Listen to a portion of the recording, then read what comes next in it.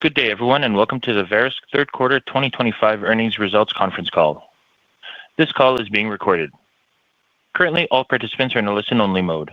After today's prepared remarks, we will conduct a question-and-answer session. We will limit participants to one question so that we can allow everyone to ask a question. We will have further instructions for you at that time. For opening remarks and introductions, I would like to turn the call over to Verisk's Head of Investor Relations, Ms. Stacey Broadbar. Ms. Broadbar, please go ahead. Thank you, Operator, and good day, everyone. We appreciate you joining us today for a discussion of our Third Quarter 2025 financial results. On the call today are Lee Shavel, Verisk's President and Chief Executive Officer, and Elizabeth Mann, Chief Financial Officer and Interim Head of Claims. The earnings release referenced on this call, as well as our traditional quarterly earnings presentation and the associated 10-Q, can be found in the investor section of our website, verisk.com. The earnings release has also been attached to an 8-K that we have furnished to the SEC. A replay of this call will be available for 30 days on our website and by dial-in. As set forth in more detail in today's earnings release, I will remind everyone that today's call may include forward-looking statements about Verisk's future performance, including those related to our financial guidance and our recently announced pending acquisition of AccuLynx. Actual performance could differ materially from what is suggested by our comments today. Information about the factors that could affect future performance is contained in our recent SEC filings. A reconciliation of reported and historic non-GAAP financial measures discussed on this call is provided in our 8-K and today's earnings presentation posted on the investor section of our website, verisk.com. However, we are not able to provide a reconciliation of projected adjusted EBITDA and adjusted EBITDA margin to the most directly comparable expected GAAP results because of the unreasonable effort and high unpredictability of estimating certain items that are excluded from projected non-GAAP adjusted EBITDA and adjusted EBITDA margin, including, for example, tax consequences, acquisition-related costs, gains and losses from dispositions, and other non-recurring expenses, the effect of which may be significant. Now I'd like to turn the call over to Lee Shavel. Thanks, Stacey. Good morning, everyone, and thanks for joining us today for our third quarter earnings call. Today, I will provide broad context on the results and allow Elizabeth to go into more detail on the financial review. I will also offer some relevant perspective from recent C-suite meetings with our largest clients. Finally, with AI being a focus for investors in our sector, I will update you on the AI enhancements that we've delivered and are developing for our clients and what we believe AI represents for the industry and for us in the coming years based on extensive engagement with our clients on the topic and ground truth experience from our active AI-enhanced solutions. Now let's turn to the third quarter results. Verisk delivered organic constant currency revenue growth of 5.5%, driven by strong subscription revenue growth of 8.7%. This growth compounded on top of the solid growth delivered last year. In the quarter, we experienced an exceptionally low level of severe weather, resulting in a decline in claims assignments across our Xactware system. This and other factors drove transactional revenue declines of 8.8% on an OCC basis. Despite the transactional revenue impact, we delivered 8.8% OCC adjusted EBITDA growth with expanded EBITDA margin of 55.8%. Looking at our year-to-date performance, we've delivered 7.1% OCC revenue growth, 9.4% OCC adjusted EBITDA growth, and a 56.3% margin, which reflects the underlying strength and resilience of our business and is fully consistent with our organic guidance for the year. Our strong subscription growth reflects continued strategic engagement with our clients and a much improved dialogue on the value that we are delivering and how we can tailor our solutions to their individual needs. As an example, last month, I attended with several of my direct reports the CIAB Insurance Leadership Forum in Colorado and hosted 40 strategic client meetings. What we heard consistently from our clients was, one, that they need more data from us to better integrate across their businesses and functions, and they've demonstrated in new solutions like excess and surplus that they're willing to increase their data contributions. Two, a high interest in the AI enhancements that we've developed using our data sets where they can get immediate benefit without heavy investment. And three, strong support for the efficiency-driving multi-partner integrations that we provide in our property estimating solutions and specialty business, and that we are developing in anti-fraud and extreme event solutions. It is for this reason that we remain committed to investing in integrations to deliver value to clients. I'd also highlight 3 meetings just in the past month with clients where we have not had previous C-suite engagement. These discussions included comprehensive reviews of where we support these clients across underwriting, risk, and claims. But most importantly, our discussion centered around future planning on how we can integrate and augment that support to align with our operating, data, AI, and financial objectives, elevating and adapting to how our clients are evolving in this ever-changing environment. In every meeting, the conclusion is that there is more opportunity for us to work together. Concretely, our elevated strategic engagement is leading to more pipeline opportunities, and in fact, 2025 is on track to be our strongest sales year yet, with sales teams across Verisk exceeding an ambitious quota for the second straight year. Digging into our AI strategy further, and given the heightened focus on the topic from investors and analysts, I believe it's important to share a few perspectives on what we are doing and what we've been experiencing. First, AI is top of mind for our clients as well. They have been exploring the technology and its potential and have turned to Verisk as an active partner in helping them evaluate use cases and to support their operational objectives with our data sets and content. Through our strategic engagement, our Chief Information Officer and Chief Global Data Officer have participated in meetings to help our clients on key issues, including data architecture, vendor management, and governance. Additionally, many of our clients want to understand Verisk's AI investment and deployment strategy so that they can align and prioritize their own investment. This underscores the connection we have to the industry and its support for the fundamental and central utility function we provide by developing and deploying a technology that the industry can benefit from at a much lower cost of ownership and investment. Second, and proceeding from the first, our deployed AI applications have been enthusiastically embraced by our clients.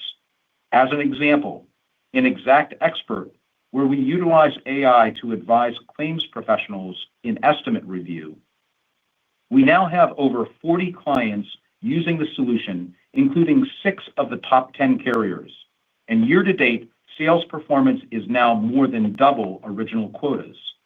And Exact Expert can now be further enhanced by Exact AI, adding Gen AI capabilities like photo tagging through a new solution which launched just this month and already has 273 users, including a top 10 carrier.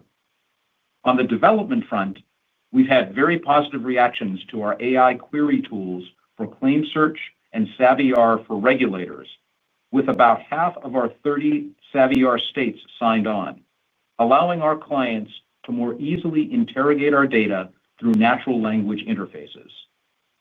Third, it's all about the data. AI relies on high quality and usable data to train the models, and I can say with confidence that Verisk's content, which includes data, language, analytics, and models, is built upon proprietary data that is not publicly available and is structured, cleansed, vetted, and designed by us to take advantage of the power of AI. Additionally, our clients continue to reinforce the value of our content and the importance of integrating it into their workflows. Our investments in Core Lines Reimagine and the success we've had, as demonstrated by our subscription growth, is the clearest evidence that our curated data sets remain the fuel that powers insurance analytics. While it is still early, we are experiencing increased usage of our content as the introduction of AI tools in certain of our solutions is making it easier for our clients to interact with, driving value for our clients.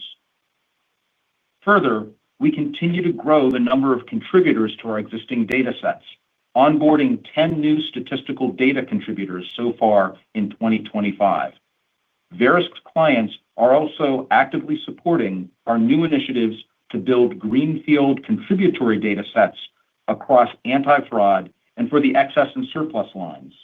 Specifically, our new digital media forensics currently has 106 contributors, including 5 of the top 10 carriers, representing over 600 million digital images. With E&S, insurers are responding positively to our initiative to collect data for this growing market. We began this initiative less than a year ago and have already received commitments and actual data from several companies representing billions of dollars of premium. Our ability to provide analytics on their data and benchmark this data to the admitted market, leveraging our statistical data, is also driving additional interest in contribution. Fourth, it's not just about AI. While AI is a powerful tool, making the insurance industry better requires human expertise and collaboration. We are connecting ecosystems across the industry that bring material efficiencies and improved data sets to drive better results.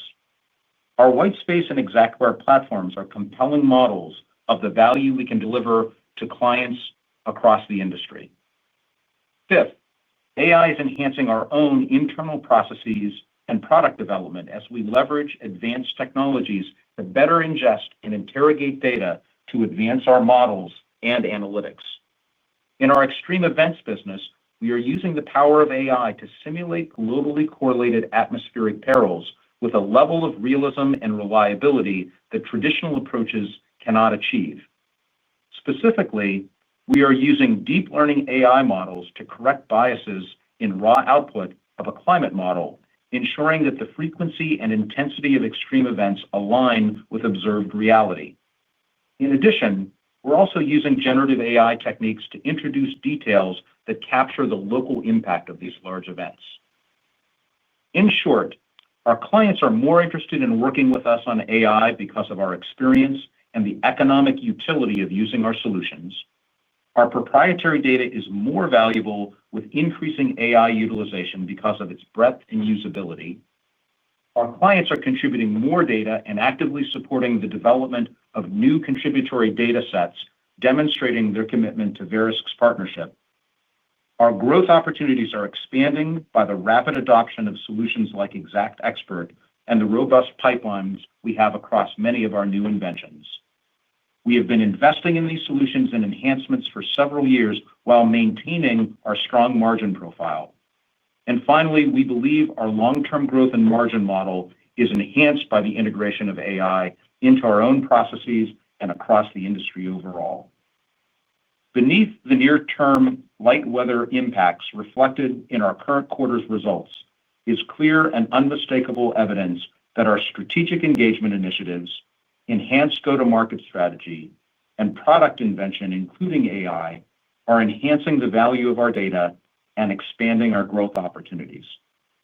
Before I turn the call over to Elizabeth, let me share recent developments on the AccuLynx transaction. FTC approval of the transaction has been delayed. We have received a second request for information, and we continue to have productive engagement with the FTC, working within the conditions of the federal government shutdown. Consequently, we do not expect to realize any material benefit from the pending transaction in 2025 and have removed any operating results from our 2025 guidance. We are proactively engaged with the FTC and continue to believe in the strategic and financial merits of the transaction. With that, I'll turn it over to Elizabeth for the financial review. Thanks, Lee, and good morning to everyone on the call.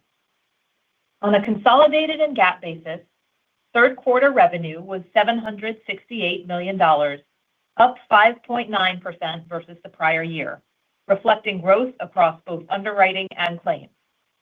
Net income was $226 million, a 2.5% increase versus the prior year, while diluted GAAP earnings per share were $1.61, up 5% versus the prior year. The increase in diluted GAAP EPS was driven by sales growth, operating leverage, and a lower average share count. Moving to our organic constant currency results adjusted for non-operating items, as defined in the non-GAAP financial measures section of our press release, our operating results demonstrated balanced growth across the business.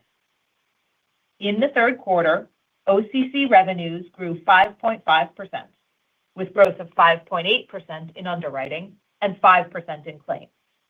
We did experience two temporary factors that impacted growth in the quarter, namely, first, a historically low level of weather activity, and therefore claims volumes that were significantly lower than our estimate of a typical year. And two, the reduction in a government contract, which we had spoken to you about previously. Together, those factors combined for an impact of approximately 1% to overall Verisk OCC revenue growth in the quarter. We view these factors as temporary and continue to have confidence in our ability to deliver results in line with our long-term targets for this year, for 2026, and beyond. The clearest demonstration of the health of our business is the growth of our subscription revenues. Subscription revenues, which comprised 84% of our total revenue in the quarter, grew 8.7% on an OCC basis, compounding on the 9.1% OCC growth we delivered in the prior year quarter, and consistent with growth levels in the first half of the year. This quarter's growth was broad-based across most of our subscription-based solutions, with outperformance across our largest businesses. Within forms, rules, and loss costs, we continue to execute on our innovation agenda through the Reimagine program, which is driving solid price realization in the renewal process across all client tiers. In the third quarter, we launched 3 new modules as the latest demonstration of the increased value we're delivering to clients and the industry. For example, our new Indication Center delivers key rating elements to our clients 2 months sooner than our traditional loss costs review process. This allows insurers to begin responsive rate actions sooner and more confidently when incorporating Verisk data into their pricing and underwriting management. We remain on track to deliver all 20 planned Reimagine releases in 2025, reinforcing our commitment to innovation and execution discipline. We are also driving double-digit subscription growth in extreme event solutions through the expansion of contracts with existing clients, solid renewals, and the addition of new logos globally, including competitive wins. We are seeing strong appetite from clients to subscribe and expand their hosted relationship with Verisk in preparation for the transition to our fully SaaS-based Verisk Synergy Studio, creating a more durable and more deeply aligned client partnership. Within our anti-fraud business, we have continued to achieve strong price realization through enhancement of the solution and the continuation of our ecosystem strategy. In addition, we have driven outsized growth with non-carrier clients like third-party administrators and healthcare subrogation companies, as we are focused on building and expanding solutions specifically geared for their use cases. Additionally, we are seeing meaningful interest in our advanced anti-fraud inventions, including claims coverage identifier and digital media forensics, and have a rich pipeline of future opportunities. And finally, we delivered double-digit subscription growth across our specialty business solutions and life solutions businesses, where we are driving new sales and expanding relationships with existing clients. Our transactional revenues, which comprise 16% of total revenues, declined 8.8% on an OCC basis. The principal factor for the transactional revenue decline was lower transactional volumes in our property estimating solutions business, resulting from historically low levels of weather activity. Weather events in the third quarter, as tracked by NOAA, declined 18% versus last year and were 31% below the 5-year average. According to Verisk's own PCS data, third quarter weather event frequency and severity declined 30% and 78% respectively on a year-over-year basis.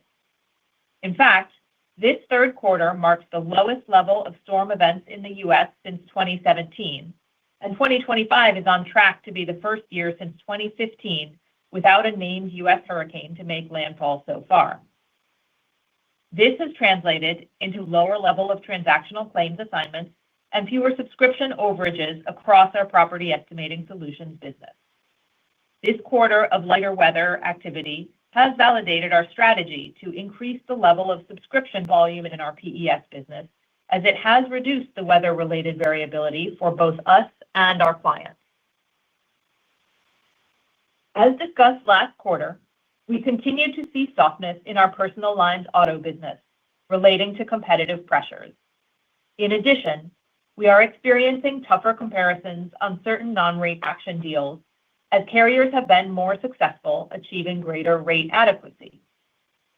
Finally, transactional revenue growth was negatively impacted by ongoing conversions to subscriptions across our business.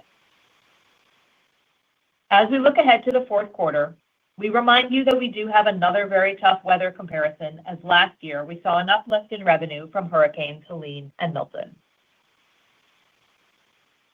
Moving to our adjusted EBITDA results, OCC adjusted EBITDA growth was 8.8% in the quarter, while total adjusted EBITDA margins, which include both organic and inorganic results, were 55.8%, up 60 basis points from the prior year. This level of margin expansion reflects our ongoing cost discipline, including the benefits of our global talent optimization, as well as the core leverage from sales growth. It also reflects continued investment in our business across many projects, including Core Lines Reimagine, Verisk Synergy Studio, and in new and advanced technologies, including AI. Over the past 5 years, we have delivered over 500 basis points of margin expansion while self-funding investment in some large-scale transformative technology and product upgrades, including our cloud migration, Core Lines Reimagine, the ERP implementation, and artificial intelligence. Specific to AI, we continue to develop inventions across our business units that include AI, and as Lee mentioned, we have many solutions commercially available today. And we have confidence that, like our other tech transformations, we will be able to self-fund this investment while also continuing to deliver margin expansion in line with our targets. Moving down the income statement, net interest expense was $42 million in the third quarter, compared to $32 million in the same period last year, due to higher debt balances and higher interest rates, offset in part by higher interest income on elevated cash balances. During the third quarter, we acted opportunistically to take advantage of favorable bond market pricing and issued $1.5 billion in senior notes to finance the announced acquisition of AccuLynx. We are earning yield on those cash proceeds, which significantly reduced the net interest expense. Our reported effective tax rate was 25.3%, compared to 22.9% in the prior year quarter. The year-over-year increase was driven by a lower level of employee stock option exercise activity in the current year and a one-time tax benefit in the prior year period. We continue to believe that our tax rate will fall in the 23 to 25% range for the full year. Adjusted net income increased 1% to $241 million, and diluted adjusted EPS increased 3% to $1.72 for the quarter. The increase was driven by revenue growth, margin expansion, and a lower average share count. This was partially offset by higher depreciation and interest expenses and a higher tax rate. On a reported basis, net cash from operating activities increased 36% to $404 million, while free cash flow rose 40% to $336 million. This increase was driven primarily by an improvement in the timing of collections, as well as lower cash taxes paid due to changes in the tax code associated with the treatment of research and development costs. We remain committed to returning capital to shareholders. During the third quarter, we paid a cash dividend of 45 cents per share, a 15% increase from the prior year. Additionally, we repurchased $100 million of common stock.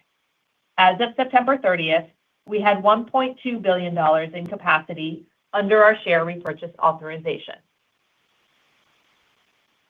Turning to guidance, Though it is not our typical practice to update guidance following 3 quarters, we want to provide more transparency given the recent delay in approval for the AccuLynx transaction. We do not expect to realize any material financial benefit from the pending transaction in 2025 and have therefore removed any operating results from our 2025 guidance. More specifically, we expect consolidated revenue to be in the range of $3.05 billion to $3.08 billion. We expect adjusted EBITDA to be in the range of $1.69 to $1.72 billion, and adjusted EBITDA margins to remain in the 55% to 55.8% range.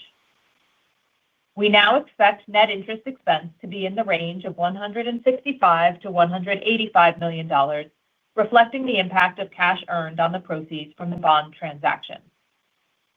From a tax perspective, we are still expecting to be in the range of 23% to 25%. Taken all together, we continue to expect diluted adjusted earnings per share in the range of $6.80 to $7. A complete listing of all guidance measures can be found in the earnings slide deck, which has been posted to the Investors section of our website, Verisk.com. And now I will turn the call back over to Lee for some closing comments. Thanks, Elizabeth. We are excited about the growth opportunities ahead and have confidence in delivering on our long-term strategy and driving value creation for shareholders. We continue to appreciate all the support and interest in Verisk. Given the large number of analysts we have covering us, we ask that you limit yourself to one question. With that, I'll ask the operator to open the line for questions. Thank you. The floor is now open for questions. If you have dialed in and would like to ask a question, please press star one on your telephone keypad to raise your hand and join the queue. If you would like to withdraw your question, simply press star one again. If you are called upon to ask a question and are listening via loudspeaker on your device, please pick up your handset and ensure that your phone is not on mute when asking your question. And again, we do ask that you please limit yourself to one question. Your first question comes from the line of Manav Patnaik of Barclays. Your line is open. Hi, good morning. Thank you. I just had a question on the deal. You obviously included in the guidance last quarter, you raised the debt, so you were pretty confident in the closure. So I was just curious if you could give us some more color and perhaps what's in question here, and somewhat tied to it too. I noticed you had that strategic agreement with ServiceTitan as well, which I think you said was the main competitor of AccuLynx. So how does all that play into this? If you could help us with that. Yeah, Manav, thanks for the question. Look, the FTC is reviewing the deal, and we continue to work collaboratively and expeditiously with them through the government shutdown. So we're making progress towards approval of the deal. On ServiceTitan, we announced a partnership with them through our property estimating solutions business, and so they integrate through the Xactware platform. I'm not sure we would say they are the main competitor of AccuLynx. They are one because of their recent IPO that people have asked questions about. Your next question comes from the line of Toni Kaplan of Morgan Stanley. Your line is open. Thanks so much. I was hoping you could talk about what you're seeing in the competitive landscape regarding AI startups. You have a very strong moat with your proprietary data, but I imagine there's some parts of the workflow that AI startups are trying to infringe upon. And so just wanted to hear anything you're seeing in the market with regard to that. Thanks. Sure. Thanks, Tony. Appreciate the question. We obviously described in the opening comments what we've been doing with AI, and so certainly relevant to that is what we are seeing and what our clients are seeing. And I think as you suggest, there are a lot of kind of general AI companies that are looking to apply their large language models to kind of broad data sets or individual client data sets. Others that are coming up with kind of bespoke solutions for specific functions. But I think as you allude to, without access to kind of the proprietary content in terms of data sets that we have, expertise, specific knowledge of the insurance industry challenges that they face, it's difficult to achieve scale in delivering value for clients. That's why we feel we're in a very strong position to be a partner to our clients, given the expertise, given the data set. We've seen receptivity, and there also is a higher degree of confidence that we're able to deliver and be a reliable partner with them on their AI efforts. But it is something that we continue to monitor to determine, if it is a solution that a client sees value in, and we can be supportive in providing data, that becomes an opportunity for us. And it's also very consistent with the connected ecosystem that we have developed in our property estimating solutions area and are developing in other dimensions of our business. So if it is something that is relevant and our data sets are valuable and it delivers value to the clients, that becomes an opportunity for us to participate in. Thank you. Your next question comes from the line of Faiza Alwy of Deutsche Bank. Your line is open. Yes. Hi, thank you. Lee, thank you for the comments you made upfront around the continuing strategic dialogue with your customers. You mentioned a few things like increasing usage and more contributory data. I'm wondering if you can share your thoughts around future pricing opportunity, especially in the light of decelerating net written premiums in the insurance industry that we're hearing. And I understand that there isn't a formula, but just curious how you're thinking about that future pricing opportunity given the various dynamics. Yeah, no, thank you very much for the question, Faiza. We think it is a very real opportunity, first and foremost, because I think both we and our clients recognize that we can provide incremental value to them in a variety of ways. And in those strategic dialogues, the elements that we discussed and kind of relate to the revenue opportunity is, for instance, most directly, as we've experienced with XactXpert, as we're experiencing with Exact AI and developing in other areas, we have been able to deploy an AI enhancement to their productivity that adds value, and we have been able to realize upsell revenue from that enhancement. So that is a very clear, direct, and immediate opportunity that we're executing on. Secondly, the ability to integrate our data sets either directly into their AI strategies or integrating our own data sets to meet some of their functional objectives is incremental value for them. And so that becomes an element and an opportunity for us as we are looking at our subscription contracts where we have the ability to factor that in, recognizing that we're creating value, and so there's an opportunity to participate in that. I would draw a connection to the very strong subscription growth that you are seeing across our business is a function, in large part, of the modernization of our data sets through our Core Lines Reimagine function that has expanded our clients' ability to utilize our data sets and integrate them into their workflows. So it's a natural expansion on that front. And then finally, as I alluded to in the call, we're using AI to improve the quality of our underlying products.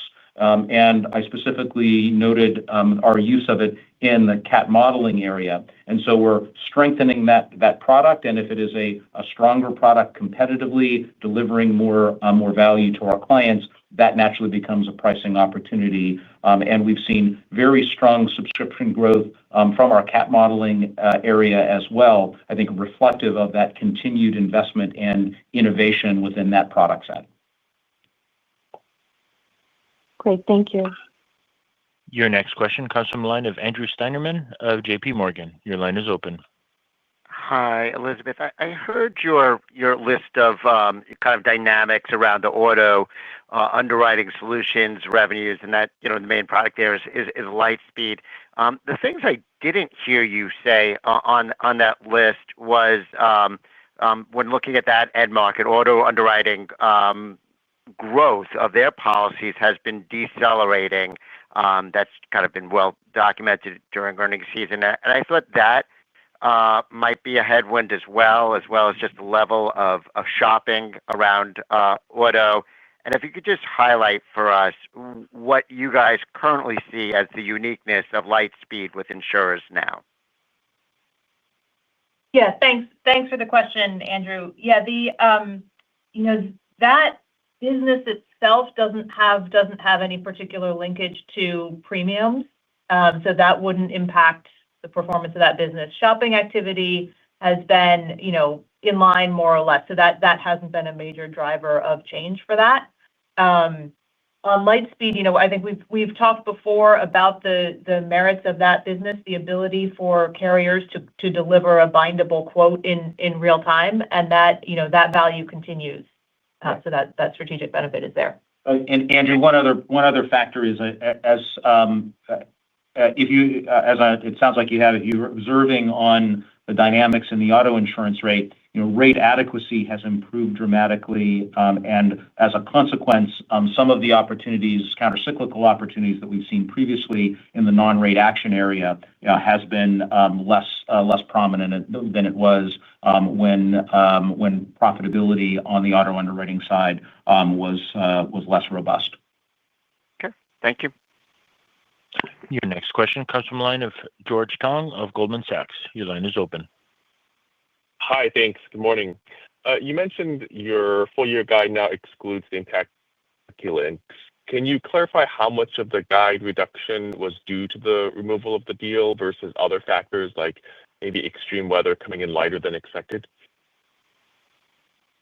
Yeah, thanks, George. As usual for a full-year guide, we don't break down the pieces of it. You can kind of map the sequential changes that we've done.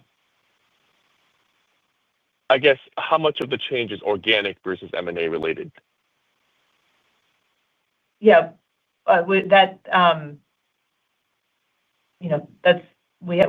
given you the aggregate level. Okay, got it. Thank you. Your next question comes from the line of Ashish Sabadra of RBC Capital Markets. Your line is open. Thanks for taking my question.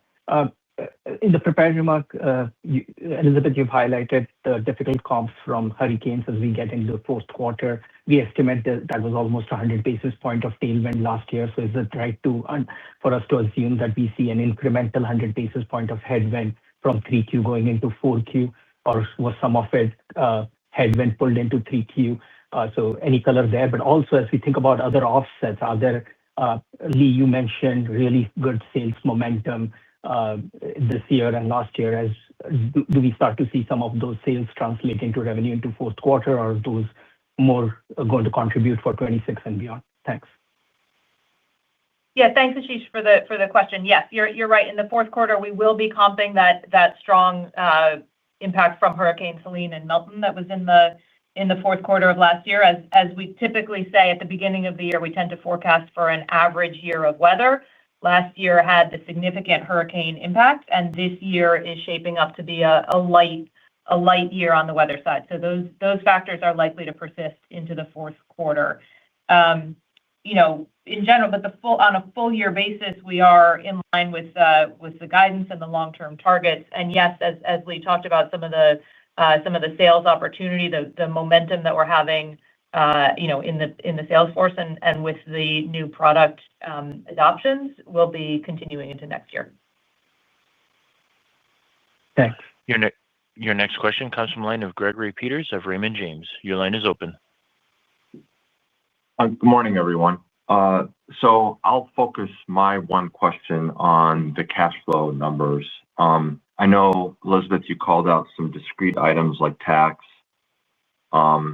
And I'm not sure, to the extent other variables might be affecting it. But I think from a bigger picture perspective, is there any step change in your conversion rate of free cash flow on an annual basis? And if so, what are the driving factors on that? Or I guess, when I think about free cash flow for 2026, I'm just wondering how I should look at your results in the third quarter and interpret it and extrapolate that into how I think about next year. Yeah, thanks for the question, Greg. And we're happy to highlight the strong free cash flow in this quarter and for the full year. I called out there was a cash tax benefit in this third quarter. There was also, if you look on a year-to-date basis, there was a first quarter tax refund. If you normalize for those, the free cash flow growth, I'd call it strong double digits.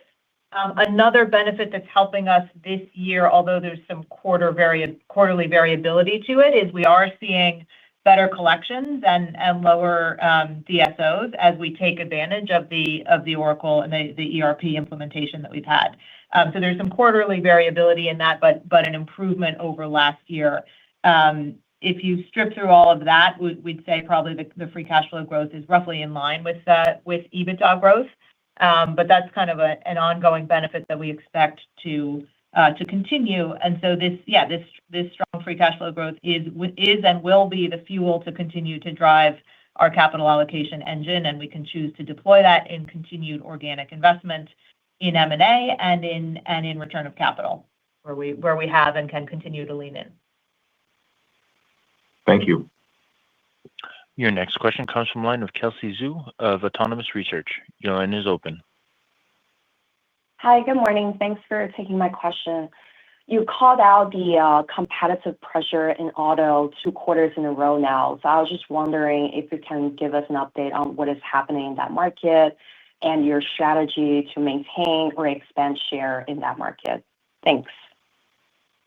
Yeah, thanks for calling out, Kelsey. It's nothing new from last quarter. It's just the financial impact, which is in line with what we had called out in the last quarter. So no change. I think on there, we're spending time from a product side. We are focusing on the client feedback and the opportunities for competitive differentiation. We are focusing on areas where we may have a deeper data set and some deeper analytic objects that can build unique value propositions for the clients. Your next question comes from the line of Jeff Silber of BMO Capital Markets. Your line is open. Thank you so much. You mentioned premium growth levels in an answer to another question. I was wondering if you can just refresh our memories. What is the industry growing at this year, and what are your expectations for next year? Thanks. Yeah, thanks, Jeff. As you know, the data takes a while to review, and it also varies line by line. In aggregate across the industry, we were seeing high single-digit premium growth in 2024. Depending on the line, that is perhaps normalizing to mid-single digits in 2025. But again, I'll remind you, while there is some input to some of our contracts to the net premium growth, that is only an input and not necessarily a main driver. We're focusing on the value delivery in those contracts. And what are folks forecasting for next year? I think based upon what I see, Jeff, is they're expecting kind of that similar normalization into the mid-single digits. It obviously is going to vary from product line to product line. And so I would just say directionally, what we're seeing is that normalization from a more inflation-oriented growth that elevated the industry for a while to a more normalized low to mid-single digits growth. But I also want to take the opportunity to reprise some of the statistics that we've provided that over the past 15 years, there has not been a significant differentiation of our organic revenue growth rate in softer hard markets. I think the variation was between 6.8. 6.8. So historically, since we've been public in the soft market years, our growth has been about 6.8. In hard market years, it's been on average 7.3. So a slight impact. It underscores the fact that our revenue growth is tied to the value that we deliver and the expanding adoption of data and analytics by the insurance industry, which we continue to see. As I mentioned in my remarks, we believe that AI is an accelerant to the effective utilization of our data sets. While we do look at overall industry premium growth as an indicator, it really is driven by data and technology adoption and the value that we're able to deliver in our function as an effective utility for the industry. Thank you. Your next question comes from the line of Alex Kramm of UBS. Your line is open. Yes. Hey, good morning, everyone.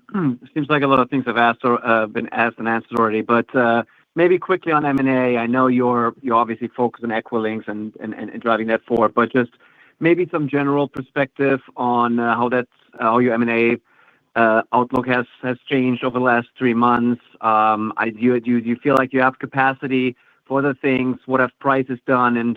Lee, as you engage with the C-suite here more, are there any specific workflows that clients are asking for that you feel like M&A is the answer for those? Yeah, Alex, thank you very much for the question. First, as you can imagine, we are very focused on the Equilinx transaction. As Elizabeth indicated, we're continuing to work collaboratively and expeditiously with the FTC to execute that transaction, which we still fully believe in the strategic and the financial merits of. Naturally, while we continue to monitor the market for opportunities that are additive where we can add value, I'd say that our primary focus is on those deals, Equilinx, as well as the closed SuranceBay deal, to make certain that those are effective. We want to maintain our focus on delivering value and executing those transactions primarily. You always want to be aware of what is happening in the market. It's an interesting question in terms of what we're hearing from clients. I would say that while it tends not to be oriented to acquisition targets, I would kind of extend their desire to see more centralized efficiency and connectivity as a part of what they do. I would probably use SuranceBay as an example of where we've heard from our life clients that the kind of the regulatory element that SuranceBay provides is very additive and connective to what we're providing on the policy administration side. Feedback that we received with regard to Equilinx in terms of the ability to improve efficiency and connectivity for contractors and carriers is a benefit that we've talked about previously. Those are elements, and anything that augments our data sets and allows them to be utilized more effectively or more broadly in the industry is what we're hearing from clients. Very good. Thank you. Your next question comes from the line of Russell Quelch of Rothschild. Your line is open. Yeah, thank you for taking my question. I appreciate your comments on AI and the opportunities that it brings to Verisk. Are there any of your large carriers that are talking to you about how they want to leverage AI to garner greater insights from their own sort of large amount of data they hold, particularly in the property insurance space? I'm wondering if they are, how you think that could impact the long-term usage of contributory databases as perhaps the sole source of data for insurance pricing like it currently is. Yeah, thank you for the question, Russell. Certainly our clients are looking to utilize AI against their existing businesses. What I would emphasize is that their ability to analyze their own data, the overall market perspective of how the industry as a whole is performing, and the benchmarking function remains very critical to that. What we have seen is that when clients are increasing the sophistication of their data assessment within their own lines of business, it increases their interest in comparing what they are doing to the industry as a whole. And because of the very rich data sets that we have, we can offer an enhancement and augmentation to what they are trying to do internally. Just using that internal data, not enriched by the data sets, whether we have in Prometrics to give very detailed information on properties that they can benchmark their own assessments against, or the loss cost information that we have, or the catastrophic risk exposure that we're able to model. All of that is an enhancement to what they are attempting to accomplish within their own applications. And so a key pillar of our AI strategy, beyond developing the tools, beyond using AI for our own benefits, is understanding what our clients' needs are so that we can partner and enhance what they're doing. We've heard that consistently. One very specific, other specific example of even a data set in our admitted lines business becomes very relevant in benchmarking excess and surplus performance because it is a reference market for that. And as they have been increasingly sophisticated in tracking and contributing that data, that becomes an incremental value opportunity for us to provide that type of benchmarking and validation. So I think the point that I would summarize for you is that while they are looking to do these, to analyze their own data, the connectivity and the enhancement of what we can provide becomes even more relevant. Super. Thanks, Lee. Your next question comes from the line of Scott Wurtzel of Wolfe Research. Your line is open. Hey, good morning, guys. Thank you for taking my question here. Just on AccuLynx, despite the closing of the transaction getting delayed given the second request, just wondering, is there anything on the sort of technical integration side that you can do during this sort of interim period to, when the deal is eventually closed, sort of speed up the overall integration process with AccuLynx? Thanks. Thanks a bunch, Scott. The short answer is no. We are the legal requirements are to operate independently as two separate companies until that approval is given. Got it. Thank you. Your next question comes from the line of David Motemaden of Evercore. Your line is open.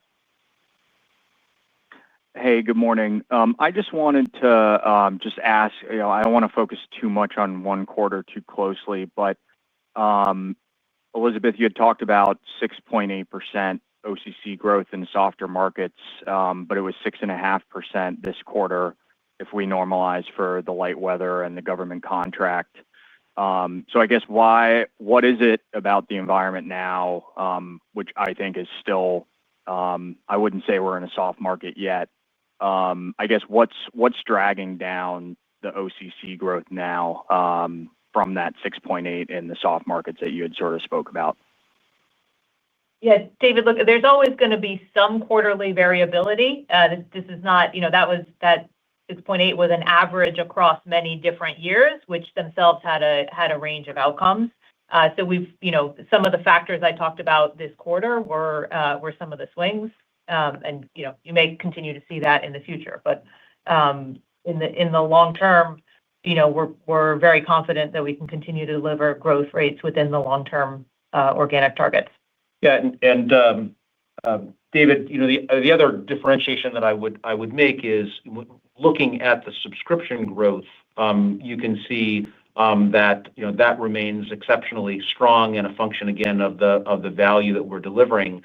I think when we are talking about softer or hard markets, that really is going to play out in the subscription growth from a value perspective, whereas clearly within this quarter, that differentiation, that 6.5, is primarily transactionally driven. So I would make that distinction as you were thinking through that issue.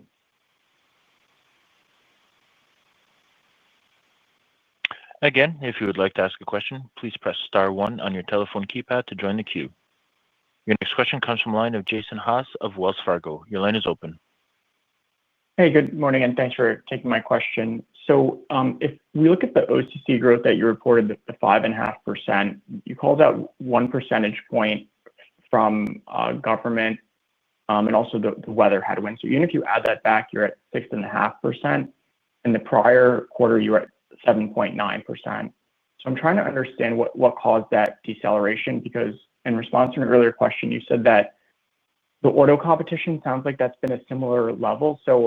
I think we're trying to figure out what caused that deceleration. I think the concern is that your customers are seeing lower growth than they did last year. Is that what's weighing on the growth, or can you unpack what caused this deceleration so we can get some confidence for how the growth could accelerate going forward? I guess that will be past 4Q because you'll have a tough compare. If you could unpack that, I think that'd give us a lot more confidence. It'd be very helpful. Thanks. Yeah, thanks a bunch for the question, Jason. Yeah, as we map to the last quarter, look, I called out a couple factors, in Q2 that were going to impact the second half of the year. We talked about the government contract, and we talked about the softness in the auto space. Those have played out in line with the way we talked about in the prior quarter. I think on the auto softness side, we called it out as something we saw coming ahead. It wasn't necessarily impacting the second quarter yet, which is, of course, why we called it out as something for the second half of the year.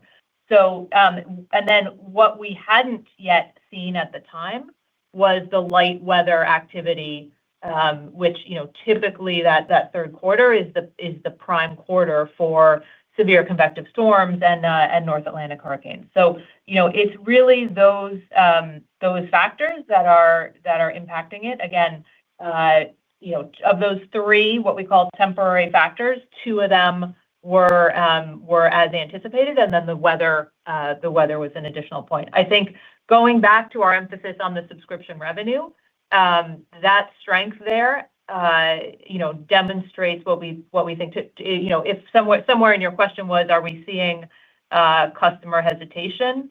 The answer is no. You can see that in the subscription growth. You can see that in the strong sales momentum that we've highlighted. We really do think it is a function of the temporary factors. Right. I would just add to that, as you heard us say, we remain very confident in our ability to continue to deliver growth in that 6%-8% range on an ongoing basis. Notwithstanding the temporary factors that Elizabeth just described, the fundamental dynamics of client demand, the integration, the elevated dialogue, AI opportunities that we are experiencing and are demonstrated in our subscription growth, that underpins our ongoing confidence of adhering to our long-term growth model. Okay, that's great to hear. Thank you very much. Your next question comes from the line of Andrew Nicholas of William Blair. Your line is open. Hi, good morning. Just one quick one from me. Just on AccuLynx, understand you're going through the second request from the FTC, and you can't do anything from an integration perspective. Have you been able to have maybe more lengthy dialogues with your clients on the strategic merits to that deal and maybe the opportunity for increased engagement in that part of the insurance ecosystem to this point? If so, would be curious to see what the feedback has been on that front. Thank you. Yeah. Andrew, let me start, and Elizabeth, who's been involved in her interim claims role, can supplement this. Obviously, the announcement has been in the public domain. Our clients have been interested. We've been spending time describing what we think the strategic and the business merits are. I think we have received an endorsement from them in terms of what we can accomplish across both the data and the connectivity elements. Obviously, this all remains subject to the process, and we continue to work, as we've said, collaboratively and expeditiously with the FTC to bring this to a close. We have been engaged. Yeah, I would just add from the dialogue that I've had with clients on the claim side, we've had, I would say, high-level discussions in line with operating as two separate companies. We've gotten positive feedback for the deal, positive feedback in terms of the benefits it would bring to the industry. We haven't gone into specific discussions, as that would not be appropriate. Our primary focus right now is on completing the deal. Your next question comes from the line of Jeff Mueller of Baird. Your line is open. Yeah, thank you. Good morning. I just want to make sure I'm mapping the headwinds you're calling out correctly to subs and transactional. I guess subs growth decelerated by 60 basis points into a tougher comp. It sounds like the government headwind is in subscription, if you can confirm that.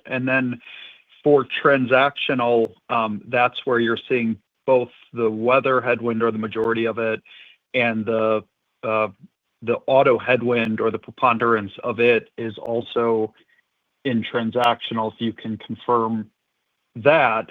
Just to be clear, what we're talking about, is this just like one lost client in a business where you've forever been in a challenger position? Thanks. Yeah, thanks for the question, Jeff.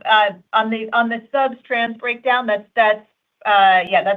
The government contract is entirely subscription. The weather and the auto piece are primarily transactional, but do have a bit of impact on subscription as well. The subscription growth is all the more notable in absorbing those headwinds as well and pointing to the strength around the business.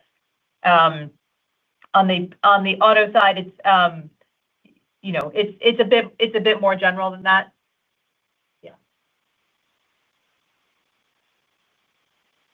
With no further questions, that concludes our Q&A session and today's conference call. We thank you for your participation. You may now disconnect.